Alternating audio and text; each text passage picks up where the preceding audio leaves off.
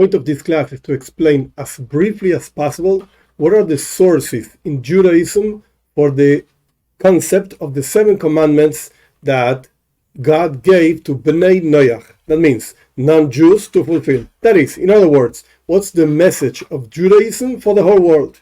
Now, why do I say briefly?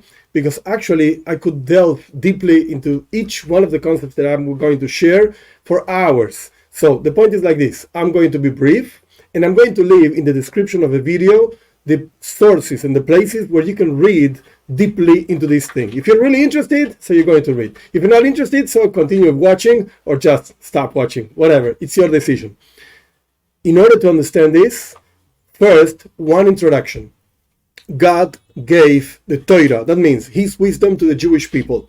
But when He gave it, He gave it in 2 parts, so to speak, which actually are 2 like halves of the same thing. It's not just 2 things, it's just one thing that has 2 expressions. One thing is called Torah Shebiksav. That means the written text, the written Torah, which you can actually read it.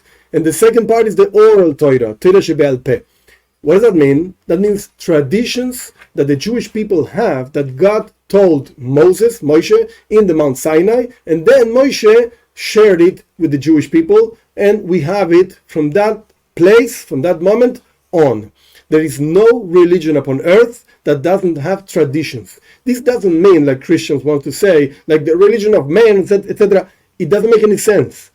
Every single religion has a scriptural support, and then the way they interpret it, the way they understand it, and the traditions they have passed on generation after generation to explain and to understand and to apply those texts. So we have that also. There's a written Torah and there's an oral Torah. In the oral Torah, they are explained the 7 commandments of Bnei Noach. They are not in the written text. Once we have a tradition given to God, gave to Moses, and Moses gave to us, we found in the text itself support for that tradition. But that doesn't mean that the text is the source for that tradition of the 7 commandments of Bnei Noach. No, the text is not the source. The source is the tradition. Again, once you have the tradition, look, it's also in the text. What are the 7 commandments? This is pretty easy. I'm not going to go deeply into each one of them because they have lots of details. And the idea is to be brief. The first commandment is dinim. Din means judgment. You have to establish courts of judgment. Then you cannot curse God's name. You cannot have idol worship. You cannot commit robbery, forbidden sexual relations, and you cannot kill, bloodshed, and you cannot eat a limb from a living animal. Those are like very general ideas, like the trunk of a tree, and then they have many branches. Many branches. This is what's brought in the Talmud. 7 commandments. Now, in a different place in the Talmud, it's brought that there are actually 30 commandments. So is it 7 or 30? So our sages that explain the Talmud, where it says 30, they say, I don't know what it means. Only one place in our sages' text, it explains the 30 commandments. What is it saying? I'm not going to go through the 30 commandments because the point is to be brief. But the idea is that in many places, there are many commandments for the Jewish people that are actually put together as a general commandment for Bnei Noach. The perfect example is idol worship, idolatry.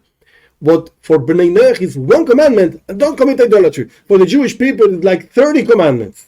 Don't do this type of idolatry, this type of idolatry. Don't benefit from this, don't benefit from that part of the idolatry. Many ideas that are brought together for Bnei Noach in one commandment, 7 commandments. So is it 7 or 30? Okay.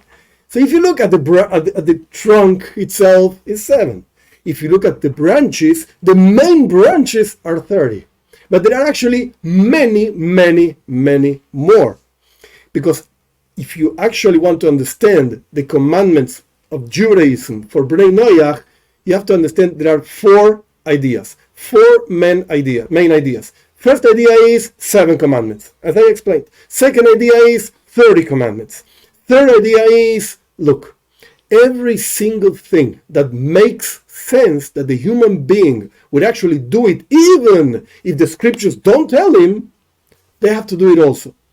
Simple example: honor and respect your father and your mother.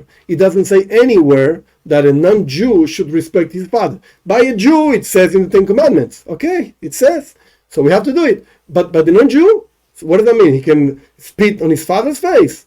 He can scream to his mother. No. Why? Because if you want to have a civilized place, a civilized world where people live in peace, so one of the things make sense, I really underscore this, makes sense, is to honor and respect your father and your mother. They gave you life, they gave you education, etc., etc. So all the ideas, all the concepts, commandments, quote unquote, that actually make sense to do, they have to do it also.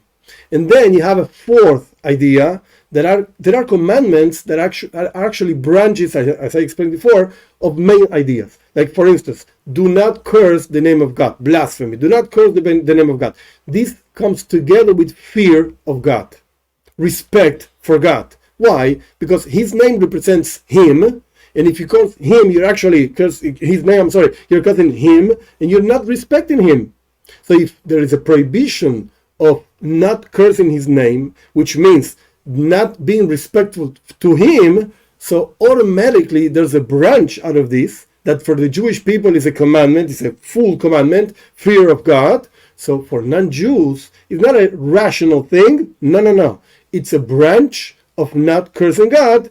What does that mean? You have to respect and honor his name, his entity, whatever that means, fear of him. So we saw, just as a conclusion, that there are basically four ideas for the 7 commandments, for the 30 commandments, rational things and branches, but they are all based on the tradition that God gave Moses on Mount Sinai, that this is actually the message that Judaism has for non-Jews. And then afterwards, our sages found scriptures that actually support that tradition.